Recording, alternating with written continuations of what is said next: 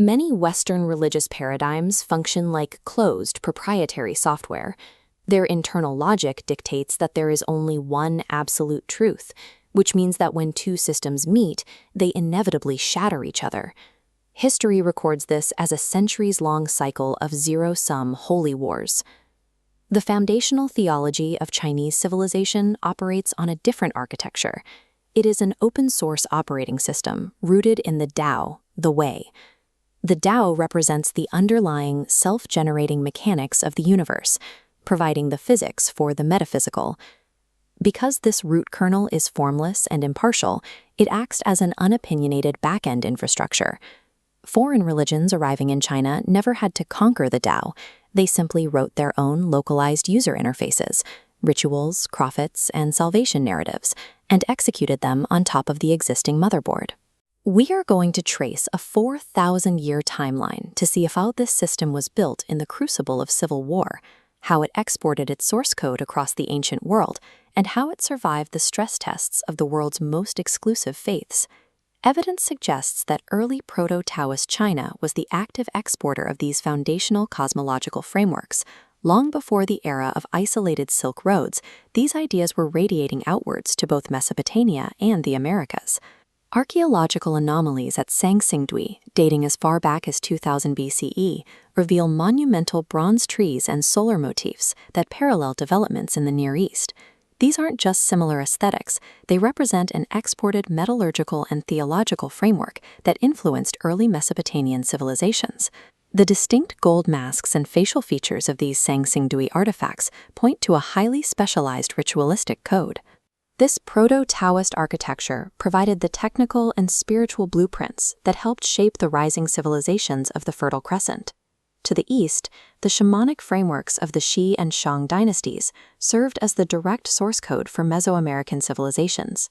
The dualism of their cosmos, the construction of stepped altars, and the specific veneration of jade are too symmetrical to be coincidental. They are traces of a pan-Pacific export. This timeline positions the Chinese theological kernel as a global infrastructure, tested and integrated across Eurasia and the Pacific, thousands of years before it was ever formally documented as Taoism. This system was eventually formalized during the existential bloodshed of the Warring States period. Facing centuries of collapse, the civilization required a mechanism to stop the bleeding and achieve grand unification. Philosophers like Lao Tzu mapped the open-source kernel in the Tao Te Ching, abstracting ancient animistic roots into a universal physics of balance. They defined the Tao as the impartial mechanism that keeps the universe in equilibrium. Confucius executed the first major domestic fork of this kernel. He translated the formless macro-harmony of the Tao into Li, a humanistic social operating system based on ritual and propriety. This fork applied the laws of the universe to the governance of human society. It provided the socio-political software required to unify the warring states into the Han dynasty.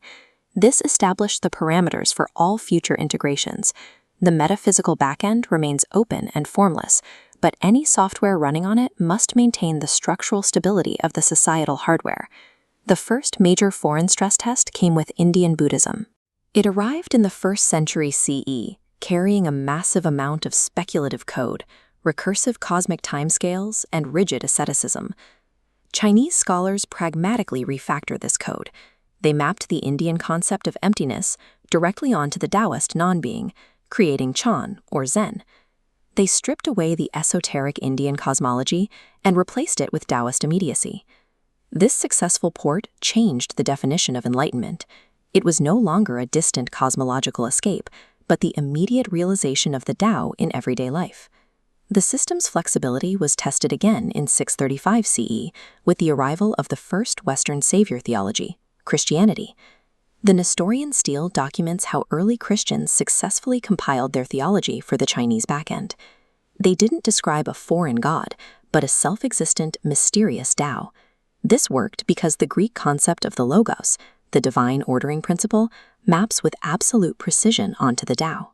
Early translators simply used the existing philosophical syntax to frame the gospel. Between the 17th and 19th centuries, the system faced its ultimate challenge, running strict, exclusive Islamic monotheism. Muslim scholars in China equated Allah with the absolute Tao and integrated the Prophet Muhammad as the ultimate sage.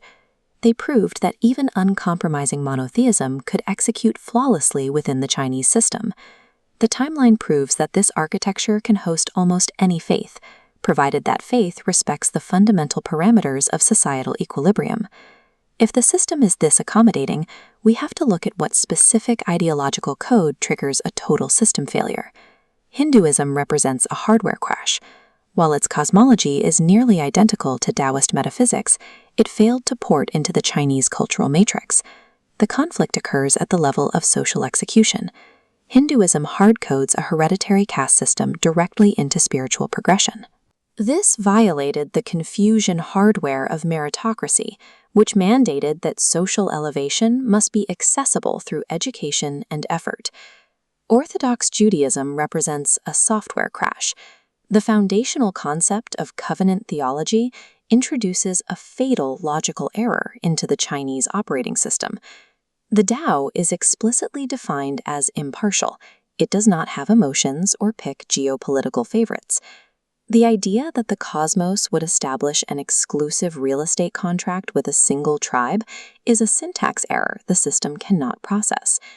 You can port a monotheistic creator onto the Tao, but you cannot port tribal exceptionalism. Favoritism breaks the macro equilibrium required to sustain the system. This open-source theology demonstrates that a society does not need to agree on the face of God to achieve peace. It only requires a shared underlying operating system of mutual equilibrium, one that prioritizes the stability of the whole over the exceptionalism of the part.